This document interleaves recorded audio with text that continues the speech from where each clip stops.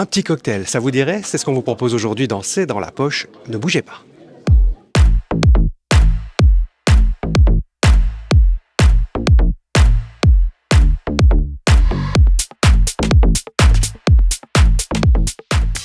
Nous sommes au cœur de Bruxelles, au Warwick Hotel, pour le concours du Shaker d'or qui est organisé par la distillerie de Biercé et qui rassemble les étudiants des meilleures écoles hôtelières de Belgique. Nous suivons deux étudiants de l'enseignement provincial qui vont avoir un défi à réaliser, celui de faire un cocktail en 10 minutes sur le thème du zéro déchet. C'est parti.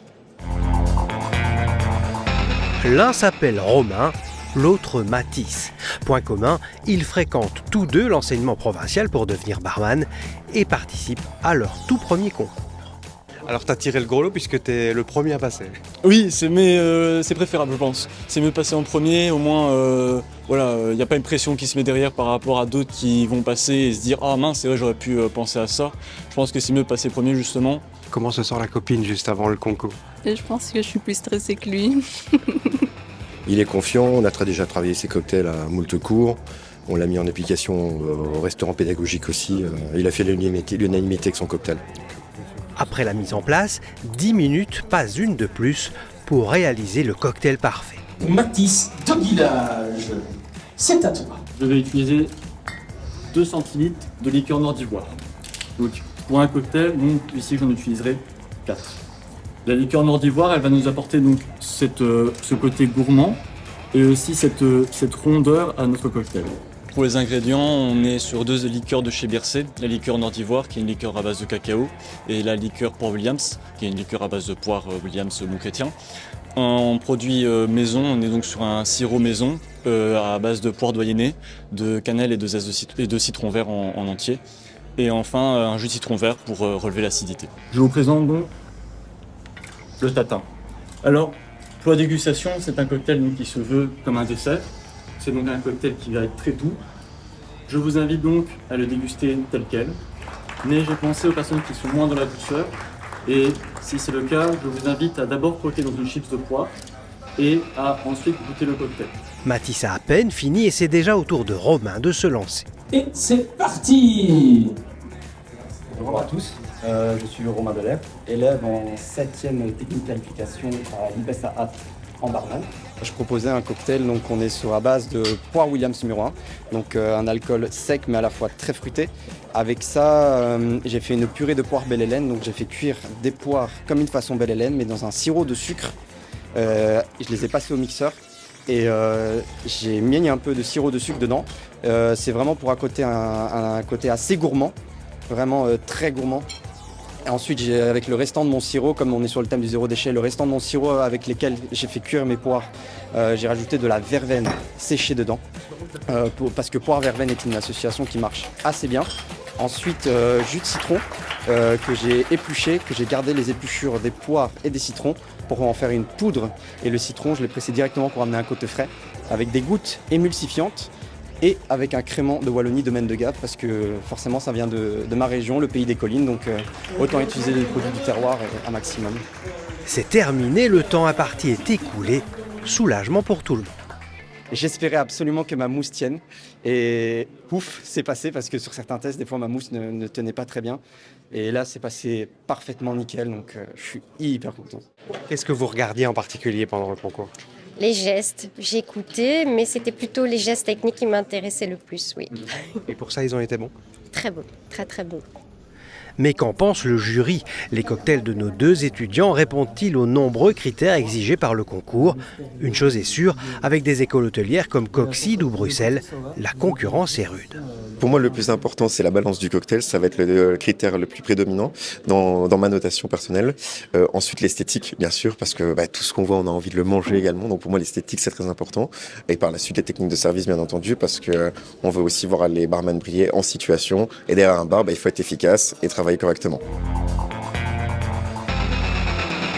Je trouve que pour l'instant, on a un bon niveau. Alors, on n'a jugé que 3 personnes pour le moment, mais on a eu des belles idées, des storytelling intéressants. J'ai hâte de voir la suite. Et pour savoir si l'un de nos deux étudiants a remporté le fameux Shaker d'or, rendez-vous à la fin de l'émission. On prend la direction de Charleroi où le musée d'art de la province de Hainaut propose jusqu'au 11 mai une exposition de la sud-africaine Candice Brett qui s'appelle Of Voices et qui nous interroge sur les dérives de la culture de masse, notamment la désinformation, mais aussi les méthodes pour capter notre attention. C'est une expo qui nous bouscule dans nos certitudes et nos stéréotypes.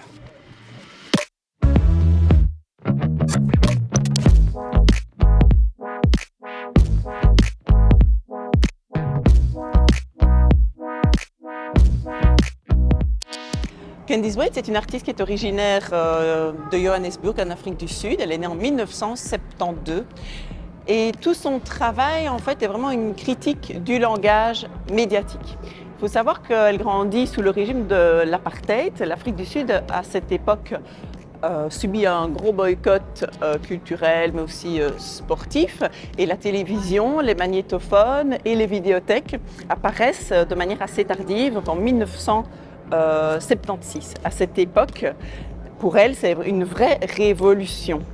Et cette exposition, en fait, montre, plus précisément même cette installation qui s'appelle Digest, des vidéos cassettes qui sont vraiment le premier matériau de l'artiste.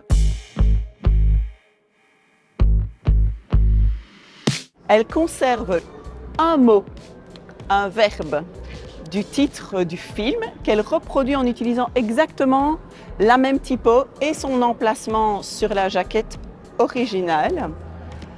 Tous ces mots, en fait, mis les uns à côté des autres, vont créer de nouvelles histoires que le visiteur est bien sûr libre d'associer pour inventer de nouveaux récits.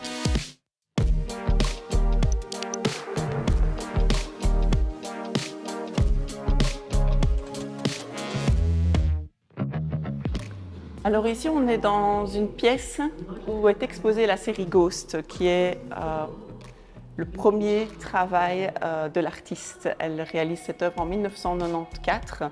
Elle a 22 ans. Au départ, elle travaille en fait sur des cartes postales touristiques et qui présentent des femmes sud-africaines en train d'exercer des métiers traditionnels. Elle n'utilise pas une peinture blanche pour recouvrir les corps de ces femmes. Elle utilise du Tipex, qui est vraiment un fluide correcteur, d'effacement, de recouvrement. Et finalement, le discours devient universel et aborde toutes les personnes invisibilisées de nos institutions.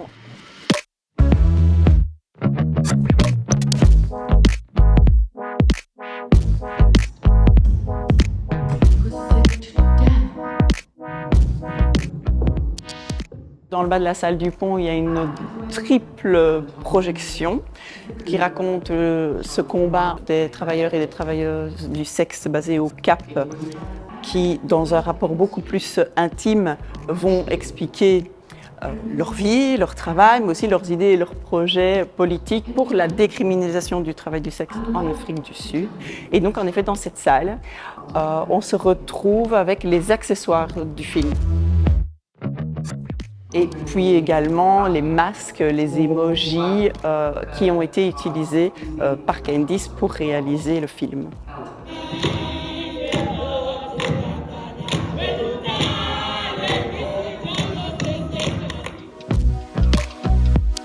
Finalement, elle interroge tous les codes du patriarcat, mais finalement aussi tous les stéréotypes véhiculés sur le genre, la race, la religion, la classe sociale, tous ces clichés en fait qui au quotidien nous sont transmis, sont absorbés et participent à construire notre identité et nos imaginaires.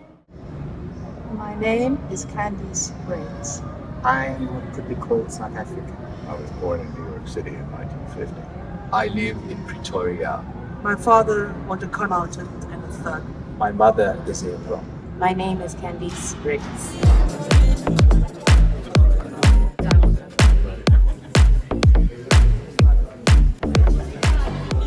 En deuxième position avec 170 sur 200. 170 sur 200. Nous allons du côté de Montborinage, mesdames et messieurs, avec Mathis de Guillage, deuxième position, mesdames et messieurs.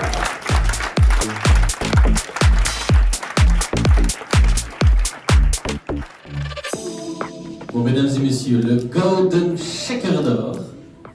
Il nous vient de l'IPES de Ath. Romain Delair, mesdames et messieurs.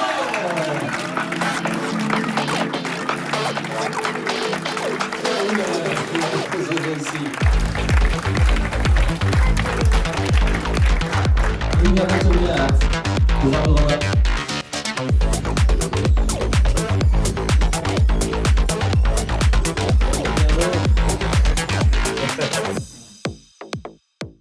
Romain, félicitations. Alors, c'est le gros lot. Ouais. Le travail a payé, hein. Franchement, très fier, vraiment. J'ai vraiment bossé pour, je pensais cocktail, que ce cocktail. Et vraiment, je suis hyper fier. Je suis vraiment fier de faire ce métier, ce magnifique métier, et en espérant que le futur annonce du bon. Je l'espère. Et franchement, merci à la distillerie Biercé, merci aux enseignants, merci à tout ce que j'ai pu apprendre dans ce métier, car c'est un des plus beaux métiers du monde, et je suis fier de faire partie de l'Oreca. Ce serait quoi ton rêve? La suite, ce serait quoi? Travailler dans le bar, ça serait déjà pas mal. Et être chef de bar, pourquoi pas. Plus tard dans la vie, ça annonce que du bon, que du présage, que pour la suite. Et je suis hyper heureux, hyper fier, et on va bien fêter ça, je pense, ce soir. Félicitations, vas-y, on t'appelle. Merci.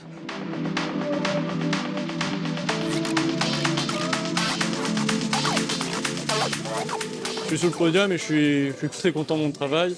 Et je pense que forcément Romain ici peut être aussi très content de son travail. On a été deux excellents adversaires, si je peux dire. Mais je pense que la deuxième place me convient très bien et je suis quand même fier. Et c'est sur cette excellente nouvelle pour notre enseignement provincial qu'on se quitte. On se retrouve dès la semaine prochaine.